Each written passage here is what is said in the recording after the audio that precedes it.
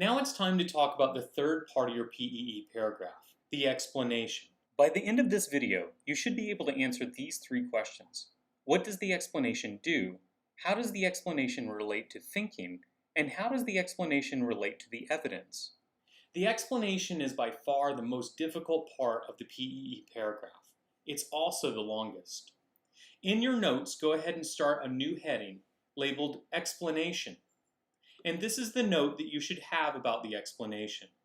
Your explanation explains the connection between your evidence and your point. Go ahead and pause the video and copy that into your notes. Underneath that definition of explanation, you should also copy these notes. The explanation needs to be at least 3 to 5 sentences and hopefully longer, and that your explanation should point to specific words and ideas from your evidence and make connections to those words and ideas. So this is our original PEE, and you can see that the explanation is the part that's all in green. Notice that every single part of my paragraph has a color. Everything in your paragraph is always either a point that you're making, evidence that you're providing, or explanation. There are no other parts of your paragraph. And so every time you do a PEE paragraph, you should be able to color code it 3 colors and have every single word colored. Let's take a look at the explanation just by itself. The explanation here reads, the idea that Parvana knew this shows us that Parvana is thinking about this and that she is getting courage from the thought. It was brave that Parvana even volunteered to help find her father. The fact that she purposefully searches her mind for sources of courage shows that she isn't unafraid, but that she has the qualities it takes to confront one's fears. That's a pretty good explanation. But how do you write an explanation like this? Well, I'm going to teach you how to think in a way that will lead to a good explanation. For an example, we're going to think about the words dark and how the word dark makes something scary. Is that true? Does the dark make something scary? For somebody that thinks that dark equals scary, they might come up with some explanation sentences, something like this. The dark is scary because it is black and we can't see. This is what makes the dark so scary. But this is not a very good explanation. It's very what we call shallow or superficial. It doesn't explain a whole lot, and it just basically repeats the fact that the dark makes something scary. But the truth is the dark does not make anything scary. Infants, when they're first born, are not afraid of the dark, because the dark is not scary to them. The dark is natural. So what makes the dark scary? It's our associations, or the things that we learn about the dark that turn it into a scary thing when we get older. The word dark goes into our brains, and we realize that we can't see. And because we can't see, we can't really defend ourselves. And because we can't defend ourselves, we realize that there could be monsters in there, and that if there are monsters in there, they might kill you. And that creates a fear reaction. Rather than this explanation, we want to go through all the steps in our thinking.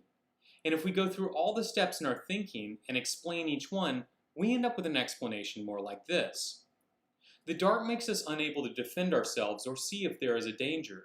As kids, we are bombarded with tales of monsters and witches who are out to eat us or worse. These beings famously lurk in dark places like inside closets and under beds at night. In the dark, these things may be able to hurt us. This is what makes the dark such a fearful thing. You can see here the connection that I made to all the steps in my thinking. So let's go back to our explanation here. In order to see what inspired this explanation, we actually need to take a step back and go back to the original point. The point's going to tell us what 2 things we need to connect in our explanation. In this case, we need to connect Parvana to being a brave person. So we know that we're going to start with Parvana, and that our endpoint needs to be that Parvana is brave. We can see that in our point, but how do we get there? We're going to rely on keywords and ideas from our evidence in order to give us enough ideas and material to write our explanation. We can see within our evidence that Parvana does go to find Father, and that while she's going to find Father, she is afraid. She's not without fear. Then we see that Parvana reminds herself of this story, the story of Malali, and she tells herself that Malali wouldn't be afraid as a way to make herself not afraid. She goes deeper into the story telling herself that Malali would form an army and lead it into the storming of the prison as a way to inspire herself. So these become the steps in our thinking that we need to take in order to go from Parvana to brave. We need to recognize that Parvana is afraid, but that when she's afraid, she reminds herself of this heroic story.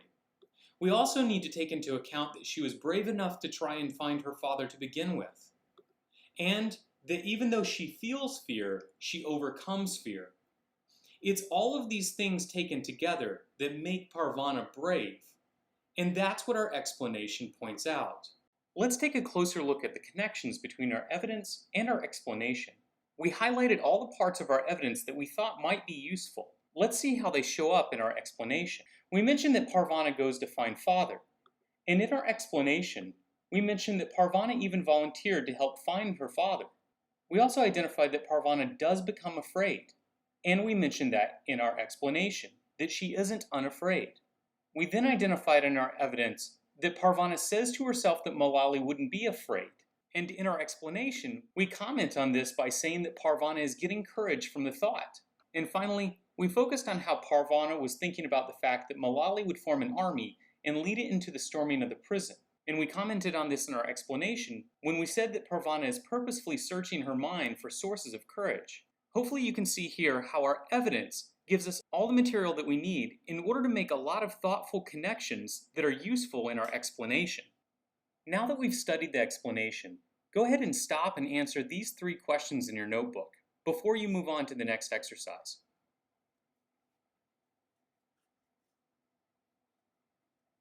Let's look at another way that we can develop good explanations. I'm going to give you a topic and an endpoint, and we're going to think about all the steps that need to be taken between those 2 points and all the connections that need to be made in order to connect them together. So if I look at school equals success, is that true? Does going to school equal success in the future? Well, not necessarily. So if we go back to the idea of school, what's the first step that takes us in the path of success? Well, we learn things about subjects like math and science. Those subjects become our foundations for college. In college, we learn social skills and collaboration, and combine together knowledge in math and science and the skills of collaboration make us better workers. Being a better worker is what helps us become a success. So we can see now that we've made a direct line connecting how school makes us successful in the future. So this is the paragraph that we're going to develop connecting these 2 things. Going to school allows people to learn more about subjects like math and science. These subjects help prepare students for college. School also helps students learn social skills like how to make friends and cooperate with others. These skills and abilities are what makes good workers and future leaders. People like this will be promoted in their workplaces, helping them to become financially successful in the future. Now it's your turn. Go ahead and pick one of these pairs of ideas and see if you can link them together using the same type of process that we just looked at. Do this before you move to the next exercise. It's time to return back to our 4 PEE paragraphs that we've been working on. We developed our points and we wrote our evidence, and now it's time to write our explanations. You'll write one explanation for each one of these 4 paragraphs. And when you're done, you're going to turn it in to your teacher. Thank you for your time and attention learning how to do PEE paragraphs. It's a skill that's going to pay off throughout school. You can apply these paragraphs to almost every subject that you have to write in. Thank you and have a great day.